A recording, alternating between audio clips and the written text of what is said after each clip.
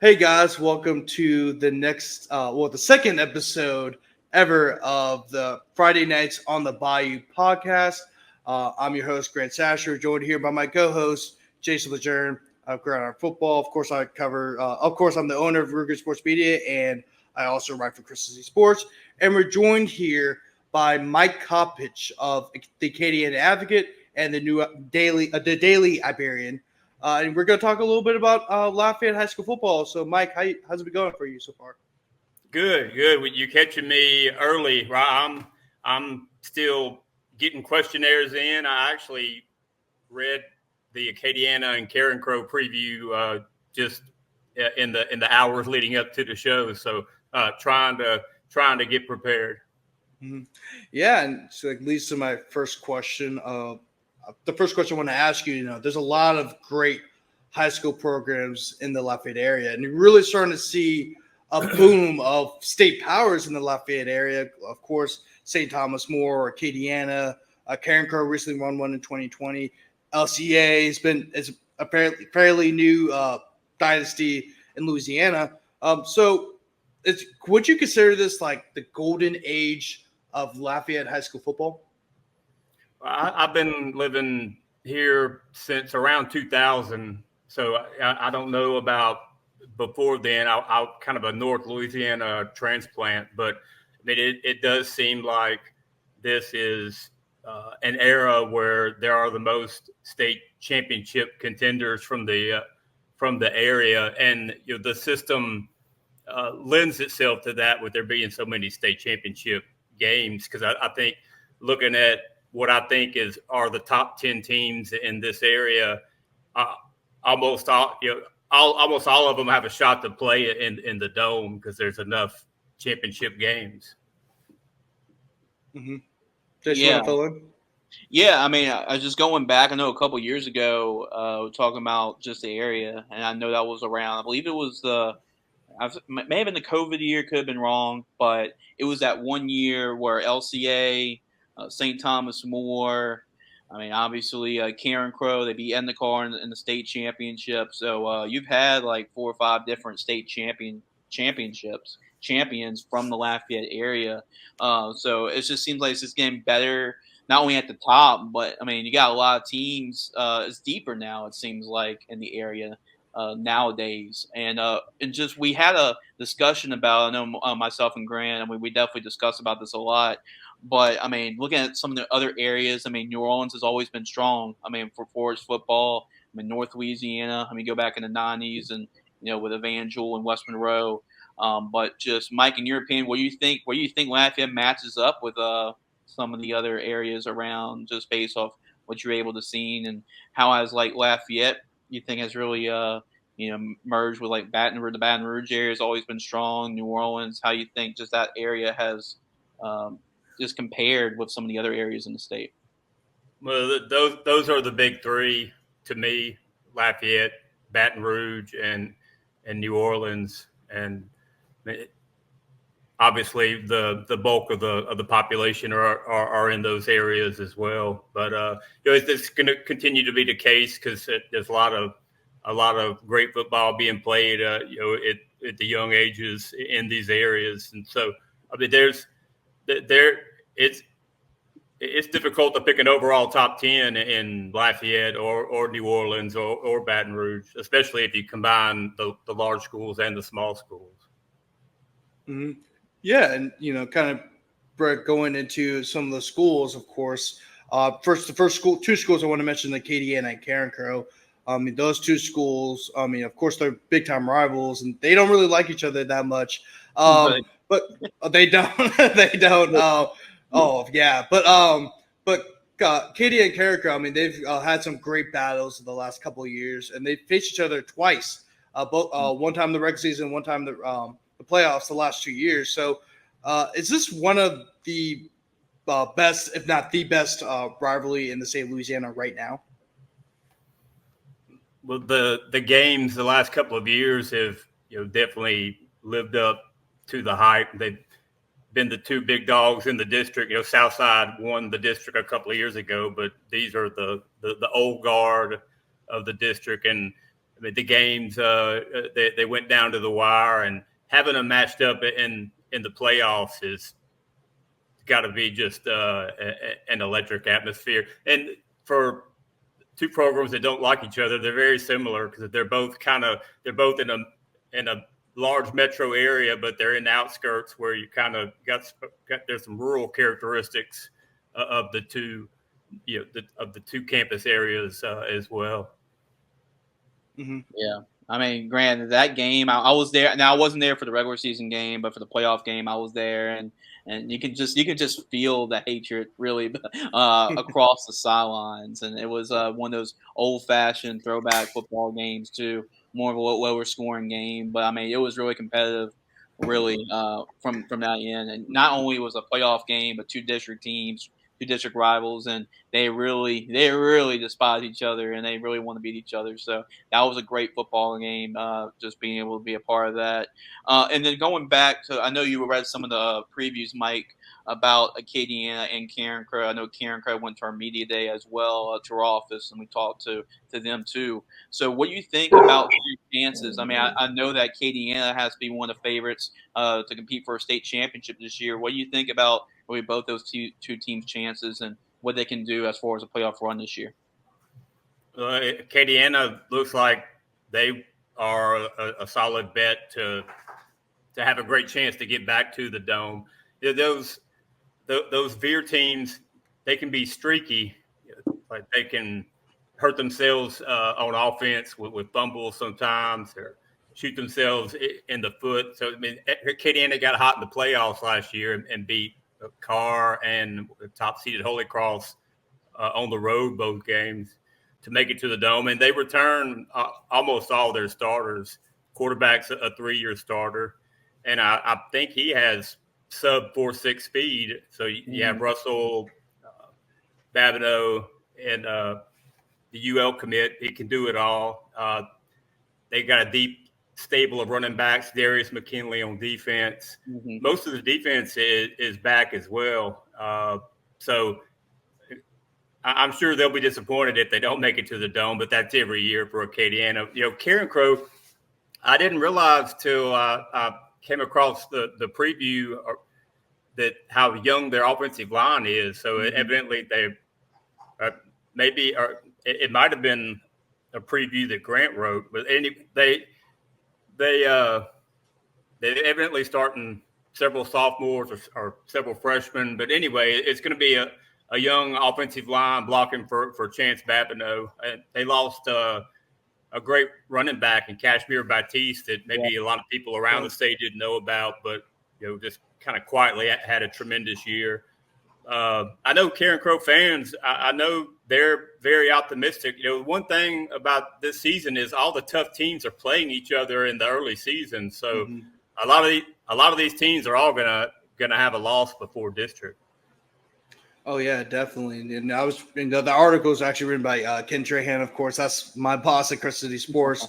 I actually read that article too, and they of course have a new coach and Gavin Peters, who was their offensive coordinator the past few seasons. Mm-hmm. Of course, he takes over for the retiring Tony Corville, who I think you remember this, Jace, when we talked to him after the game, was that he thought that Chance Babineau was the best athlete he's coached since Kevin Falk, which says everything you need to know about Chance Babineau. Yeah, you're right. Just add on that, Grant, too. I remember talking to Coach Corville, and Chance was a freshman at the time, and he brought up Chance that he was the best freshman that he's coached since Kevin Falk. And I was like, well, Coach, it looks like I might have to go and check him out. And, he definitely didn't disappoint. And what he's been able to do, he was a receiver at the time. Now he's playing quarterback. So it's just an incredible athlete to watch. And you're right, Mike. I mean, just talking about Acadiana, I mean, you got some motivation, too. I mean, they were in the state championship game last year and was really this close. I mean, obviously they ran into a buzzsaw in Catholic that game, but really they can come back and kind of surprise some people. But it looks like that with everybody coming back, and it looks like Acadiana can pass the ball pretty good this year despite running a run heavy offense. He returned the Beto brothers and Russell Babineau. It looks like the passing game for Acadiana is going to be pretty lethal this year. Oh yeah, definitely. But they have to go against another team in their district, kind of the young bucks of the district, as they just started football a few years ago, Southside. of course, the Southside Sharks have been a terrific team in that area, and they just seem like they're closer and closer to becoming the next team in that area. And they have brought in a new coach in Just Curtis, who had a lot of success at Manny.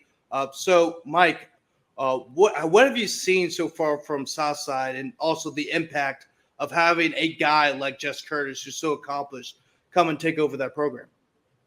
I have a little more insight in this case because I did get assigned to go to their picture day, and I wrote their preview, which was published today. So, Jess decided to keep the flexbone offense, which I think was a great decision. Yep. I like that kind of old school offense, but he has big running backs and slot backs to hand the ball to, and he's got big guys blocking for them, and a solid nucleus on defense that'll be with a coordinator with head coaching experience. So I know they're real excited about what's going on. I mean, I know Jess believes he can win all 10 games, and I can't wait to see how it goes for him. He has two guys competing for the quarterback position, and I think he's open to using both. But a quarterback has to play well for that kind of flexbone offense to succeed. So it'll be interesting if both the guys end up platooning. St. Thomas More is another team that's possibly going to use two quarterbacks. It seems Turlings as well. So I mean, there's a lot of teams that we might see more than one guy taking snaps back there. And with Jess coming in, with his pedigree, what he did at Manny, and making them really a power and just that old school throwback type of football.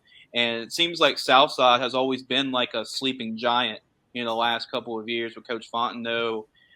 And I know they play in me and Grant were talking about this the last show about, you can say arguably, I mean, you have the Catholic League, but you can say this is one of the toughest districts out there in the entire state. So how early do you think they can immediately compete with the Acadianas, the Karen Crows? Do you think that Southside can be right there when you add a championship winning coach like Jess Curtis to the fold? Well, I in response to someone else's Lafayette area top 10, I posted mine the other day on Facebook, and number 1, Opelousas, 2, Westgate, 3, STM, 4, Acadiana, 5, Karen Crow, 6, Cecilia, 7, LCA, 8, Southside, 9, Turlings, 10, Northwest, or maybe Notre Dame should be in there somewhere. But I think it would be an upset if Southside won the district and Acadiana didn't this year with the wealth of experience Acadiana has returning. Karen Crow is kind of a wild card because when you having Chance Babineau back there, it kind of opens up the ability to score from anywhere on the field. How well would their offensive line gel? Yeah, I don't know. So my guess would be Acadiana and then Karen Crow and Southside battling for second. Mm-hmm. Yeah, and that's going to be a very interesting battle. Of course, Acadiana brings a lot back. Karen Crow, like you said, will be the wild card with some of the young guys they have, but they're always going to be a threat because it's Karen Crow.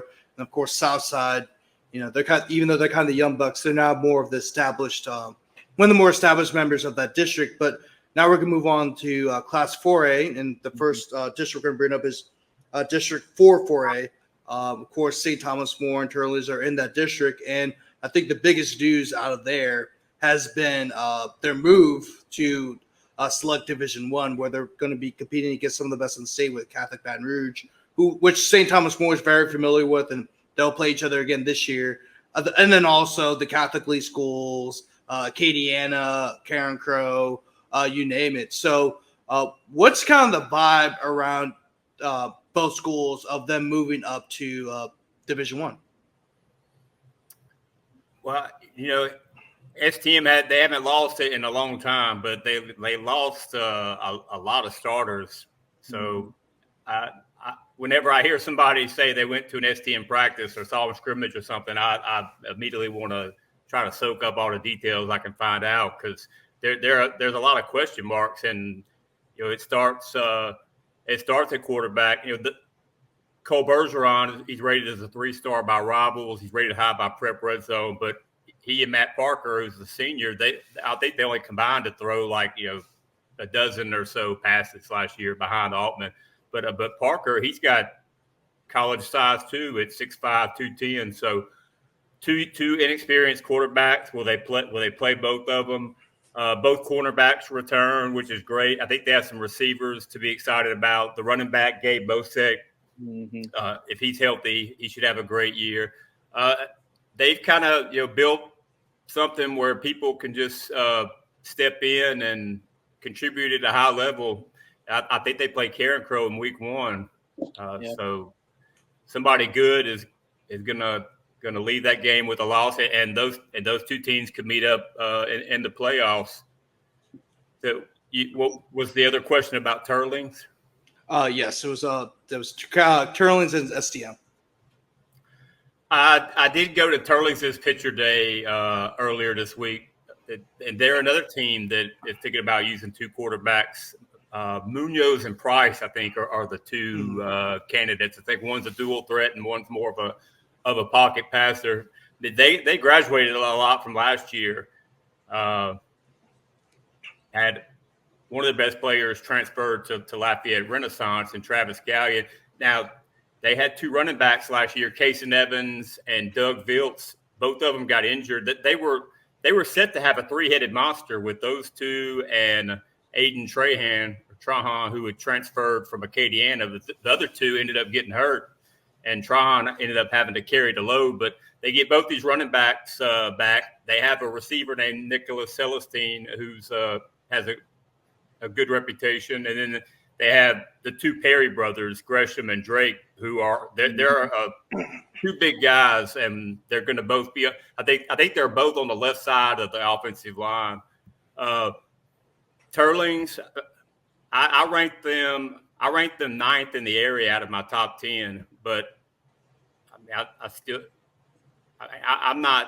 I'm not completely confident that Opelousas is going to beat them, though. I think I have Opelousas number 1 in the area, but the Turlings beat them the last 2 years, and Opelousas was really good both years. Mm-hmm. Yeah, and before Jace moves on to ask his question, you mentioned for STM that they're going to be using 2 quarterbacks. I know the guy that everyone likes to talk about is Cole Bergeron. Of course, he was recently raised a 3-star quarterback by Rivals, and he's gotten a lot of issues from some colleges. So what's the reasoning behind maybe the 2 quarterback system? Well, they were doing it with Altman and Wilton Taylor for a while, and then Taylor quit to focus on baseball. I believe he signed with UL. But Shane Savoy he's not opposed to doing it. I think it started out where Altman and Taylor were each getting a series, and then Altman started getting more series. So I'm guessing they're going to start off and they're going to give Parker and Bergeron each a series, and if they both continue to play well, I expect he'll probably play both. Mm-hmm. Neither of them have much experience. I mean, Bergeron has developed a big name on the 7-on-7 circuit, and the camp, and also on the camp circuit. Right. Well, I know one thing as St. Thomas More, I guess we just kind of take it for granted, right? I mean, it's just kind of like subbing the next quarterback and let him throw for a gazillion yards and a gazillion touchdowns. It just seems like that's what's been under Coach Hightower, Coach Savoy, and gang. But you talked about, Grant talked about St. Thomas More internally, as you talked about as well, moving up to Select Division I. And another team in that district that's not really afraid of the competition we saw a couple years ago is Westgate. They won a state championship, and they were able to beat Carr and Warren Easton to win a state championship a couple years ago. And I know what Coach Antoine's done a really good job with that program, and they got a lot of really great athletes. I mean, Jabari Antoine, his son, and Tobias Gordon, Evan Bryant. So that's a really talented group of guys, and it seems like they're talented every year. What do you think about Westgate this year, and what are their chances of really playing spoiler in this district, which is another tough district? Well, I had them first ahead of STM on paper in that district, which I mean, that's kind of a gamble because STM should maybe by seniority should be ranked ahead, but Westgate returns a lot. I mean, and you're starting with Antoine, and just having him on the field means you might could beat a better team.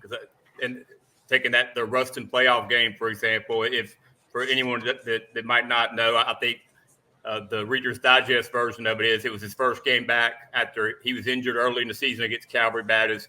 Came back against Ruston. They were playing him at DB, but they fell behind by, I believe, 18 points or so. They brought him in at quarterback. He engineers a comeback. They score 2 touchdowns. Then a potential game-tying 2-point conversion is nullified by a controversial penalty. Ruston goes on to win. But anyway, the gist being that the guy's not a quarterback. He hadn't played quarterback or hadn't played even at all since the beginning of the year. And here he comes in and then almost brings his team back against what's possibly the best defense in the state. So you start with him, and they have Davian Jackson, the receiver, committed to Mississippi State. Tobias Gordon, who rushed for close to 2,000 yards. People aren't really talking about him, but maybe they should be. I guess Antoine's going to play quarterback again. On defense, kind of what Westgate's rise kind of corresponded with Tyron Walker becoming their defensive coordinator. He played at Westgate. He played in the NFL for a few teams, and they developed a reputation as a defensive team. And a few years ago, they couldn't stop anybody against the run. So they've completely flipped the script in the last 4 years on defense. And if they go up there and upset Calvary Baptist, I mean, Westgate might have a claim to the top overall ranking in the state at that point in the year. Mm-hmm. Yeah, I mean that's gonna be a very intriguing matchup. Of course, that was a great matchup last year, and then I think that was the game that Jabari got hurt, and that changed the whole entire game, if I remember correctly. But another team we kind of want to talk about too. I think this is a team that not really a whole lot of people are talking about is Rain. Rain, of course, has one of the best offenses in that area, and also have one of the best receivers in the area in Kylan Wheeler. So, is there a possibility that I don't think they're going to win the district, but they could definitely play spoiler if I'm correct. Well, I mean, Wheeler, he has, I believe, sub 4.4 speed. So I know they like to get him the ball any way possible. They'll do whatever it takes to have him touch the football as much as possible. So I think we were talking about having somebody have the ability to score from anywhere on the field, and he gives you that type of threat. Their coach, he does he's very creative with their offense. They are in the district now with STM and Turlings, and there should be some really interesting games that will have a big bearing on playoff position with teams like Northside, Rain, More Vermillion. Those are all teams that are capable of playing different ends of the spectrum. Mm-hmm. Yeah, and that moving on to another 4A, two 4A schools. Of course, me and Jace are always high on these two schools. We've covered them a lot, and I know Mike, you've covered them a good bit. Which is Cecilia and Opelousas. I mean, that's arguably one of the top matchups in the state, and it's been so, and probably one of the top matchups coming in this year. I think that's the game that everyone across the state is kind of circled on their calendar. But I know you're familiar with both programs, especially Cecilia. But what has led to the rise of both of these programs? Well, Opelousas first. I covered their week 1 game at Turlings in 2022, and Opelousas came out in I formation, and Turlings wasn't expecting that at all. And Opelousas, if I recall correctly, they dominated time of possession, and I don't think they threw it in the first half, and they were winning. And so the year before, they struggled. So ever since then, they've been good. So whatever they did to build up, where they have a bunch of big, fast guys, and they're got a power running game, that's their bread and butter. as far as Cecilia, they're extremely well coached and they're in great physical condition. If you look at Diesel Solari, for instance, and the guy's not that fast. He's not big, but he's almost impossible to bring down. And the Cecilia coaches, they coach their guys hard, and they're very creative with special. I mean, they win a lot of games by stealing possessions on special teams with fake punts, onside kicks. I mean, they graduated Bubba Boudreaux, and I swear that guy could kick an onside kick 6 different ways, and they would kick 3 onside kicks, in the first quarter of a game. They're very unconventional. And I know you're really high on Opelousas, Mike. I know you ranked them as your number 1 team coming in. I mean, that was really a really great storyline, really, for both teams. And Cecilia obviously making that for last year for the first time in a while. And then really Opelousas win their first state championship in a long time too. So, I mean, as far as your opinion, right now, if the game was kicking off tomorrow, because I know Cecilia won the first matchup. Obviously, Opelousas won the matchup that mattered in the Superdome. Who you giving the edge right now if both those two teams kicked off against each other right now? Well, with it being early in the season, we were talking about running teams sometimes, I think getting hot down the stretch. Like Opelousas got hot down the stretch last year. They lost some games during the regular season. But still, I think Opelousas may have the best team in the state, period. My number 1 is Calvary Baptist, followed by Ruston, and then I don't know. But it could be Opelousas. And the defense was so big and fast last year, and all the main pieces are back. I'm seeing defensive linemen squatting 545, on social media. They got 3 of the top 30 seniors in the state, according to Prep Red Zone, and I think 6 of the top 125. So, I mean, that says a lot, and that's just seniors.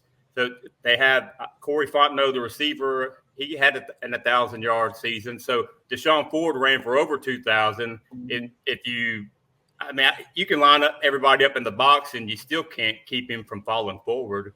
And then the quarterback has sprinters. He has sprinter speed. So it's just a team. It's a team that I don't really see any weaknesses. They play Carr, I believe, week 2. Yeah. So I mean, Carr. It would be crazy if Carr started out the season 0-2. I mean, they might be 2-0, but I mean that's 2 tough games. Oh yeah. That's another one of my votes for one of the top teams coming up in the state this year. So we're going to find out pretty early who's stacked where. And looking at that division, when you look at the bracket, I mean, do you think we're going to see that rematch from last year with Opelousas and Cecilia? Coach Gaines, he was at the Cecilia Picture Day. He was saying the teams he mentioned were North Dakota and Lutcher. And I think he said, "Oh yeah." Mm-hmm. I think he said Iota was young, but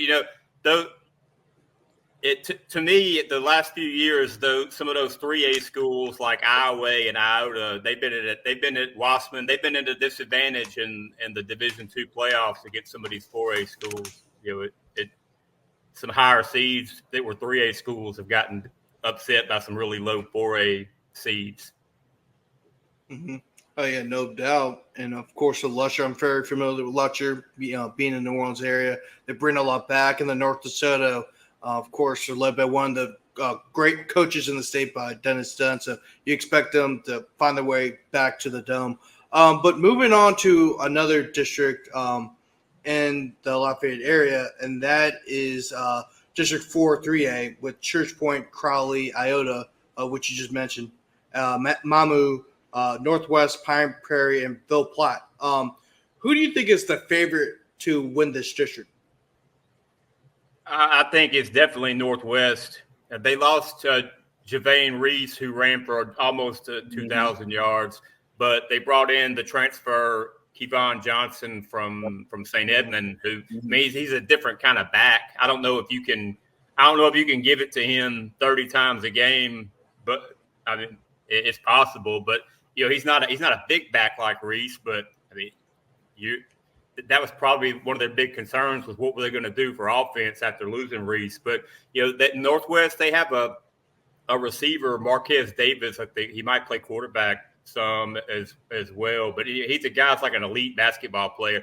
Their basketball, they have a great basketball team, but their basketball guys play football. And one of them is the linebacker.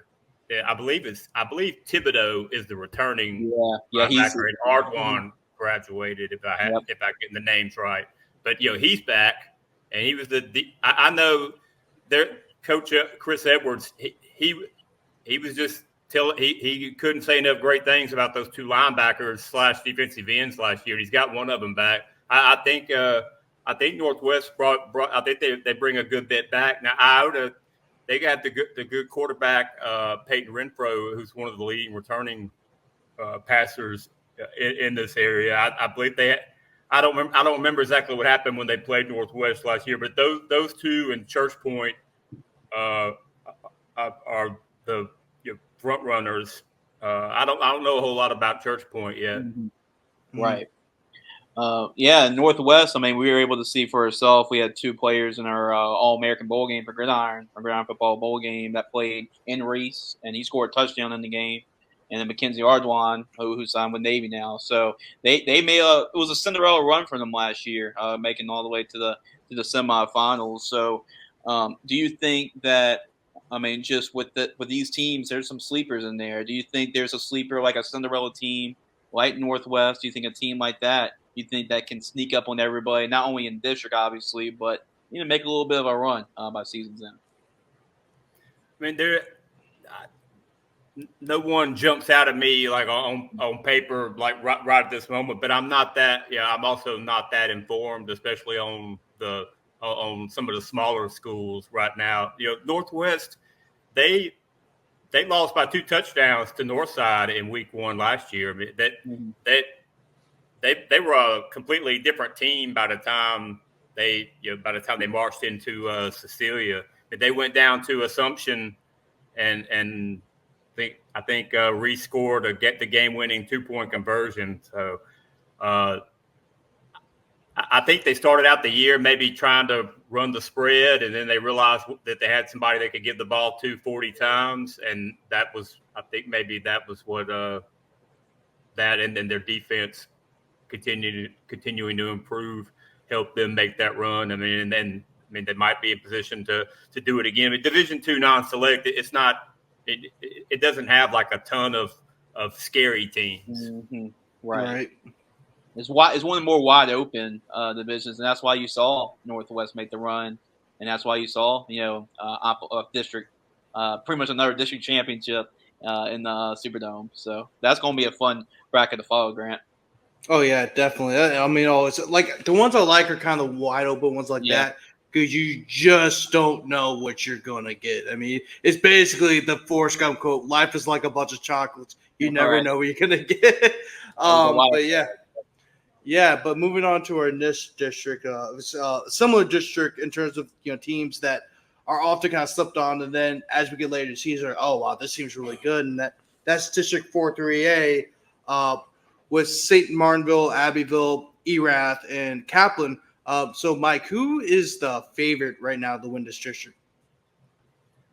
If Roderick Moy wouldn't have left Abbeville, I might be inclined to say them. But it was a toss up last year with Abbeville, Kaplan, and St. Martinville. They were all kind of a similar strength. I covered Kaplan at Abbeville. But Erath, they weren't as bad as their record last year. Their quarterback went down early in the season, and that put that messed everything up for them. But St. Martinville is a team that I usually do a lot of reporting on them. But Stephen Blanco is their running back for 4 years. That they lost. Cullen Charles and Blanco were both at UL. that district's kind of a toss-up. Kaplan, they got Tank Lateef back. You know they're going to continue to be tough. I mean, maybe Kaplan should be the favorite on paper, but that one's hard to say. I think all four of those teams could beat each other on a given night. Well, Mike, you kind of led to my next question about Coach Lateef coming back, to Kaplan. I know he had a run there with a couple semifinal appearances there. Well, what do you think just about him coming back and just bringing that excitement back to Kaplan?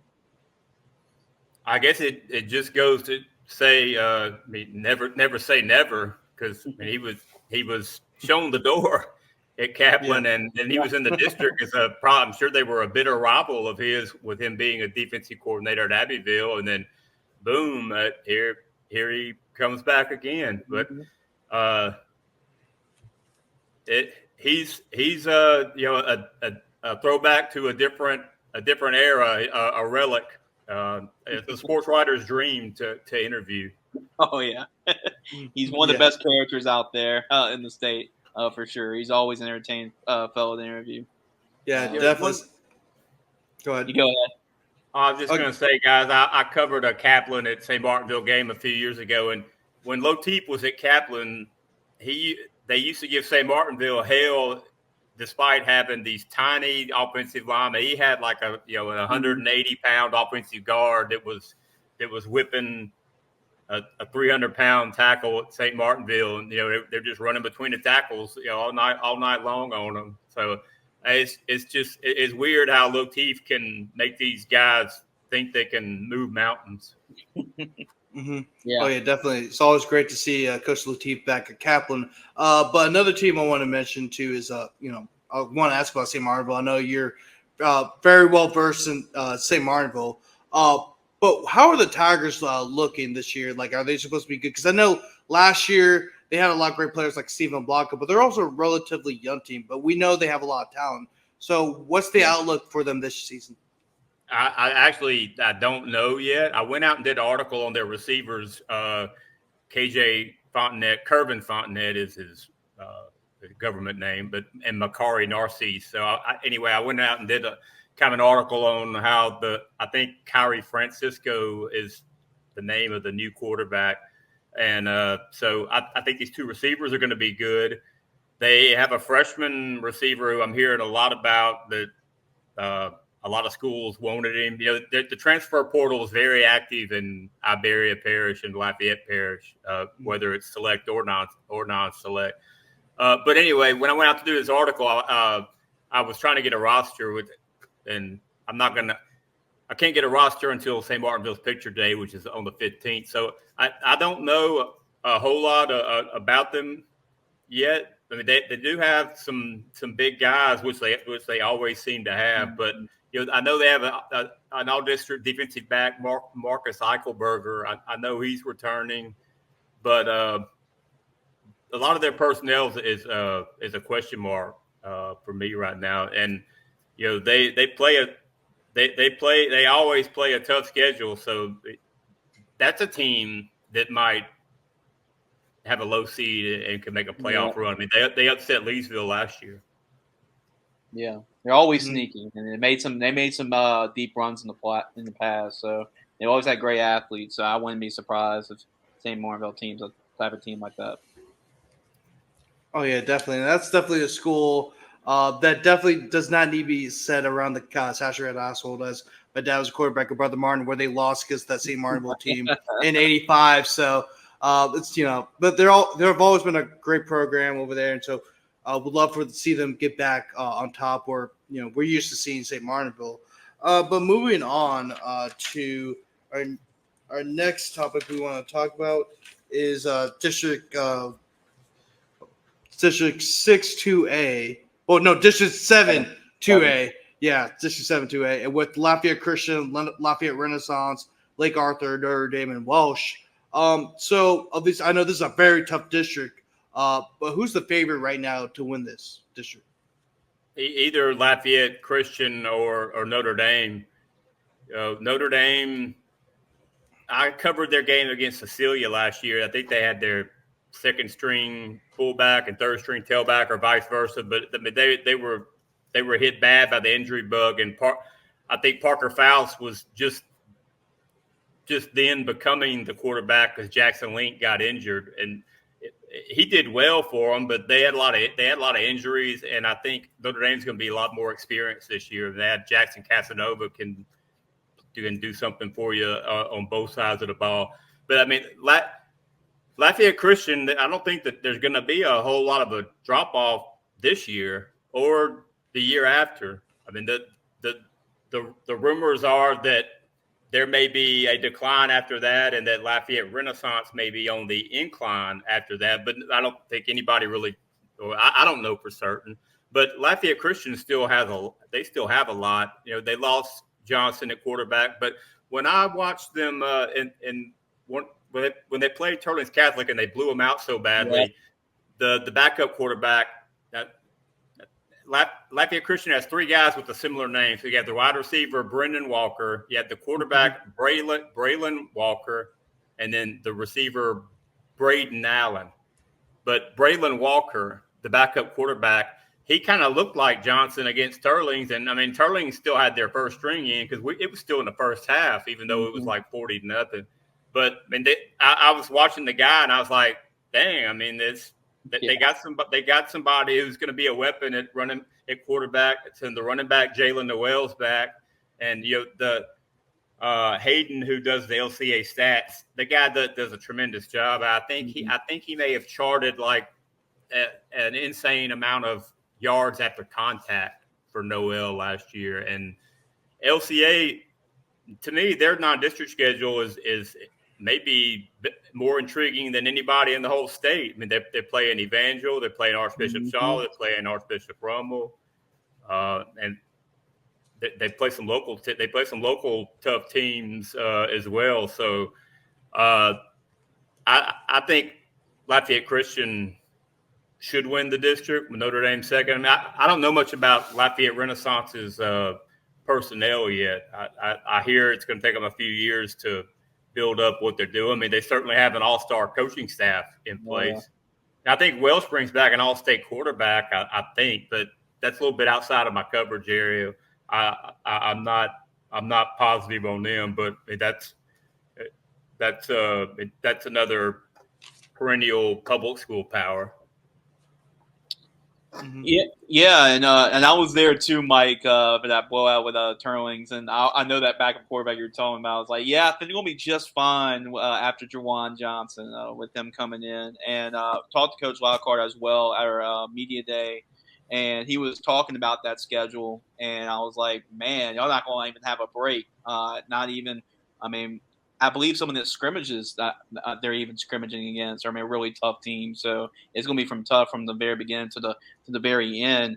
And just what do you think about that dynamic with LCA, with Lafayette Renaissance? Because you talked about the all-star staff, and they were a part of LCA and going to Lafayette Renaissance. So do you think this is going to be the next budding rivalry that we're going to see with that new program and just kind of the history of going to that school? I mean, it seems like that's what people are, forecasting is going to happen on social media. And I mean, they're in each other's backyards, just I think less than 2 miles apart. The campuses are, they're both right there on the north side near that I-49 and I-10 interchange.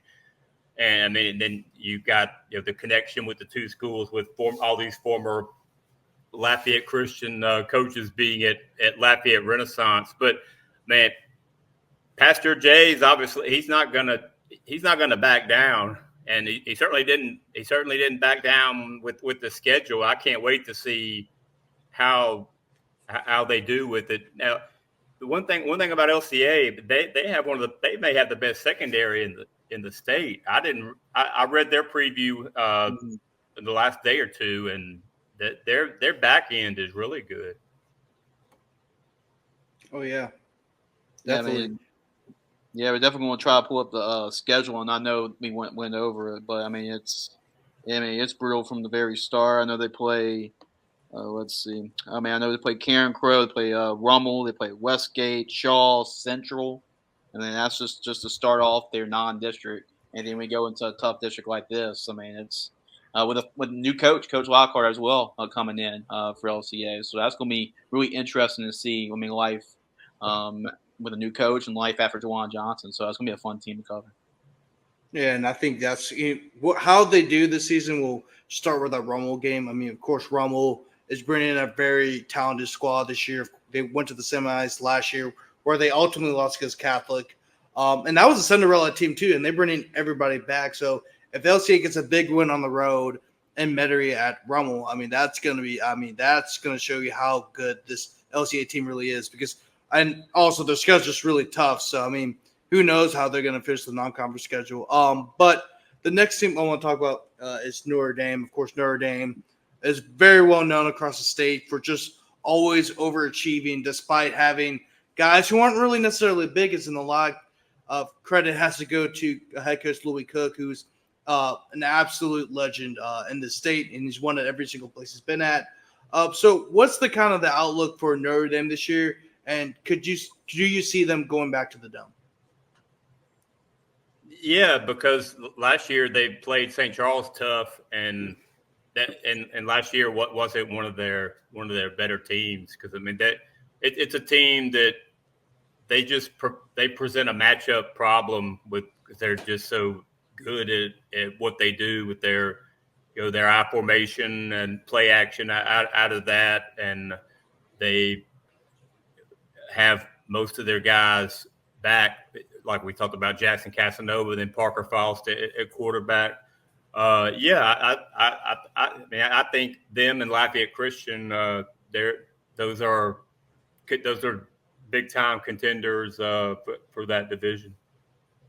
They play Southside in week 1, so that's there's some added intrigue there, because Jess Curtis and some of the Manny folks have been message board rivals of Notre Dame folks in the past, and so it kind of adds a little more intrigue to the game. To the next district I want to talk. Well, the next two teams I want to talk about, and they're actually in your area. I know you're a New Iberia native, and that's Catholic New Iberia in Lowerville. But Catholic New Iberia, they seem to have bring back a lot of talent, and I know they were upset last year in the second round by Lake Charles College Prep. But they returned a lot of players from the year before, as I just mentioned. So, what is expected of the Panthers this season? I think they got upset by Lake Charles College Prep both of the last 2 years, and then they signed them up for homecoming this year. So, yeah, of course. That's awesome. So, Coach has a sense of humor. They quarterback Luke Landry's back. I think Luke throws left-handed. He's got his top receiver back, Jaden Mitchell.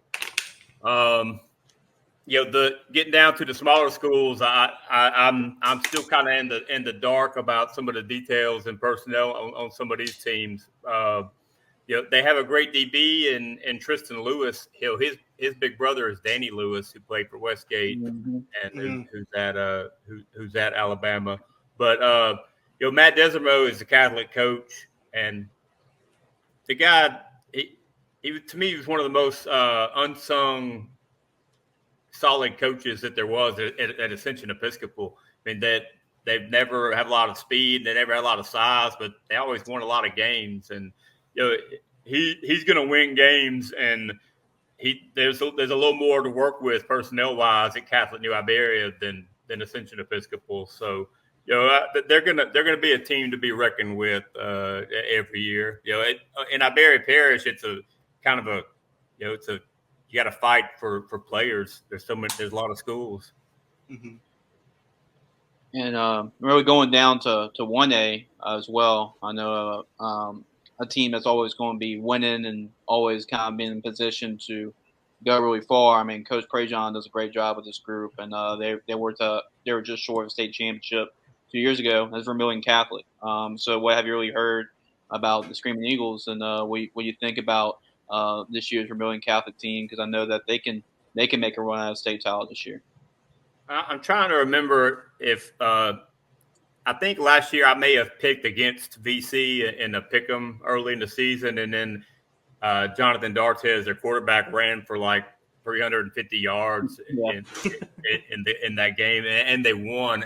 I remember they didn't bring a whole lot back besides D'Artes from that team that went to the Dome. So I was expecting there to be a drop off because they don't have many players. Mm-hmm. But he ran all over Lowerville and Ascension Episcopal, and I don't know, D'Artes. It's kind of like Diesel Solari. No one really knows exactly how he accomplishes it, but the guy's just he's a great high school football player. Mm-hmm. And I noticed VC does bring, they have some guys like on the line on both sides of the ball that were all state candidates last year. So they have some other good players coming back too. They have a great coaching staff. They have Brett Blakey as one of their coordinators he was actually the head coach at More and Vermillion before he went to BC. So that's a big deal having that kind of coaching experience on your staff. Yeah, and Jonathan D'Artes was certainly fun to watch. I mean, just a fun player to watch. Him scrambling around, running around, and him, and he does remind me a lot of Solari as well. So just a really good high school football player. And if anybody hasn't got a chance to catch a Vermillion Catholic game, I mean, D'Artes is definitely a really fun player to watch. Oh yeah, Vermillion Catholic, of course. They've been one of the better teams in the state, regardless of level. And I actually talked to Coach Bergeron recently, as I did a preview on them, and they seem to be a team that's primed to go back to the Dome. Of course, it's going to be a tough road to get there. Division IV Select is one of the toughest districts in the state. I mean, you got Washington Christian, Southern Lab, Kentwood is now in there as well. So it's just going to be a tough road, but they have the players, and of course, we have a guy like Jonathan D'Artes, who's just an incredible player. Who's definitely a difference maker for that program. You're always going to expect to go far. But another team that's in your area, of course, is Lowerville. Lowerville brings back a lot of talented players. And they've always been one of the more talented players in the Lafayette area, especially in Iberia Parish. So have you gotten a chance to see them this summer? And also, what's your outlook for them this fall? Well, Lowerville's they're a team that you can just kind of like automatically pencil in that they're going to go to at least the second round of the playoffs every year. And the quarterback is back, Hayden Benoit, and he made some headlines at some of the big 7-on-7 deals. I believe he's playing for a team, the Jack Boys, and that maybe it's not as big of a name as the Bootleggers and some of these other teams. But anyway, they beat the Bootleggers, and they beat some other team to win a big 7-on-7 tournament. And I know Jarrett Roser was real impressed with the Lowerville quarterback. He's got a good receiver named Kylan Polk, who's that undersized slot guy who I really like. The guy plays with maximum effort all the time. Maddox Savoy, I believe he was around 1,000 yards rushing last year. They had the lineman Dylan Singleton. Last I saw, he was committed to Texas Tech. I heard LSU, is going to keep his seat warm in case they decide they want him. So, I mean, Lowerville, they'll be good. They're always good. And Terry Martin, he doesn't get enough credit for being a good coach, in my opinion. Oh yeah, definitely. I mean, he's one of the best. I think he's one of the better developers in the state. I mean, look at Zay Alexander.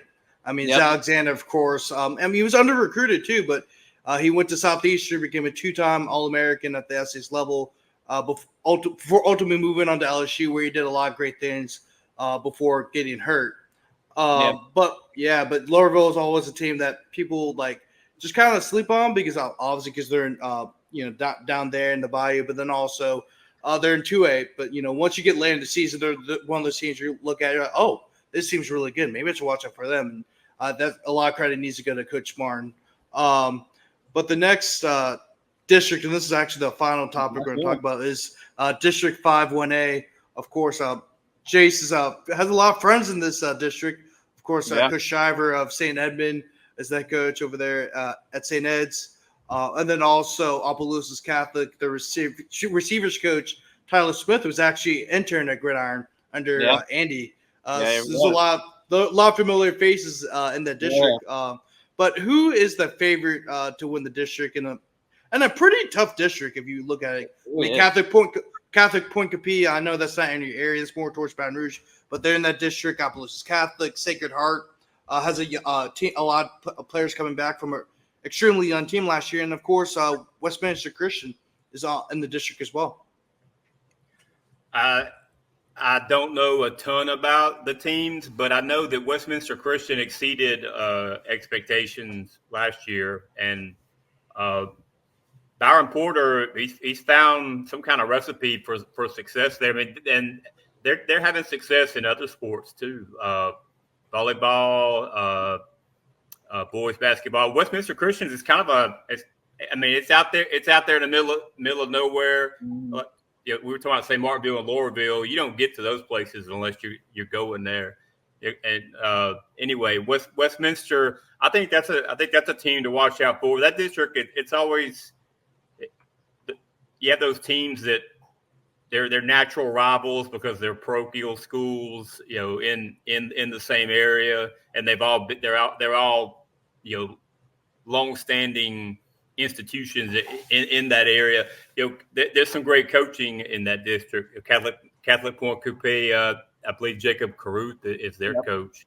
Opelousas Catholic, I mean, they had a really good team last year, and look what Ascension Catholic was able to do to them twice. So Opelousas Catholic, fortunately, their baseball players play football, because I believe Mark Collins may be replaced by Cross Gillen at quarterback. I mean, I'm not positive, but Collins was an awesome baseball player, and then Gillen is an awesome baseball player. So they may replace a great quarterback with another great quarterback, and then Roderick Chesano is a highly touted receiver. So I am going to Opelousas Catholic on Sunday. So I'm looking forward to seeing what they have. And they had some good players last year. I did their picture day last year. Mm-hmm. Mm-hmm. Yeah, go ahead. No, I was just not really any questions. So it's just kind of an extra statement, basically. But that's just a really underrated district that not really a lot of people talk about. I mean, it's some really competitive football, and really Opelousas Catholic. I mean, you saw what they got some sneaky talent. I mean, Keon Coleman came from Opelousas Catholic. And you saw what kind of player he ended up being later down the road, obviously. And then St. Edmund. I mean, Coach Shire does a really good job over there. And I was at the Westminster Christian St. Edmund game. I thought there was gonna be a brawl. A major brawl at that game. So, I mean, it's not really a lot of love lost. I mean, a lot of the coaches know each other. It's pretty intimate district. So, it's going to be interesting covering that. Opelousas Catholic, Sacred Heart's a well-coached team. I mean, Westminster, what you said, Coach Porter and what they're doing. They got some talented guys coming up, a lot of young guys, but they're really talented.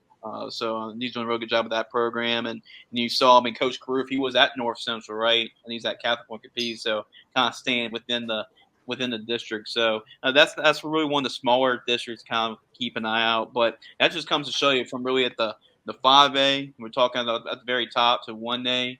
There's a lot of competitive districts really in the Lafayette area. And just anything's, Mike, just how excited. I mean, I know you covered the Lafayette area for a while and live in the area.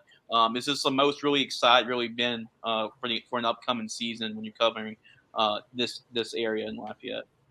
Mm-hmm. Yeah, Jace, you got any? Oh, go ahead. I was just going to say the thing that stands out is and not just Lafayette, but across the amount of great teams playing each other early in the season is. I've never seen the number of marquee matchups this early. Mm-hmm. Oh, definitely. And Jace, you have any more questions before we wrap everything up? That's pretty much about it. I know Mike does a great job of really keeping up with the area. I mean, if everybody's trying to follow what's going on in the area around the state of Louisiana, high school football, Mike's one of the best guys out there. So I appreciate his coverage and appreciate co-hosting the show with you, Grant, and looking forward to the high school football season start. I know we're getting into scrimmages, jamborees, so in a couple weeks. So we're getting right around the corner for high school football. We're trying to get these media day previews done for us before the season, so we're going to try to see if we can beat the deadline there. But looking forward to it. I mean, I'm definitely going to try catch some games in the area because I always try to do throughout the season. So, I mean, it's going to be some really good football, especially in Lafayette this fall. Oh yeah, definitely. Yeah, if I can get my way out there, New Orleans has a lot of good football too, but there's definitely a lot of good football in Lafayette this year, and they actually playing a lot of teams from out here. So hopefully, I get a chance to go see them just if time allows, and obviously, who knows what goes on across the state. That's just a lot of great teams around the state, but especially in Lafayette. I mean, that area has really been booming with talent in recent times, and it always has. But I think more so in recent times, it just seems like, wow, you got this team, you got that team. There's a lot of diversity in the area in terms of teams. So, Mike, thanks for hopping on. It means a lot for you to hop on. I know you're one of the kind of the elder statesmen in the area. Not to make you sound old or anything, but for young guys like ourselves, it means a lot for you to hop on and talk some ball with us. I appreciate it. Talk is not my forte, so I appreciate y'all bearing with me. Thanks for having me. Yeah, no problem. Once again, this is Grant Sasher, Jace Lejeune, Mike Coppage, of course, of Acadiana Advocate, and the Daily Iberian. We'll see you guys next time.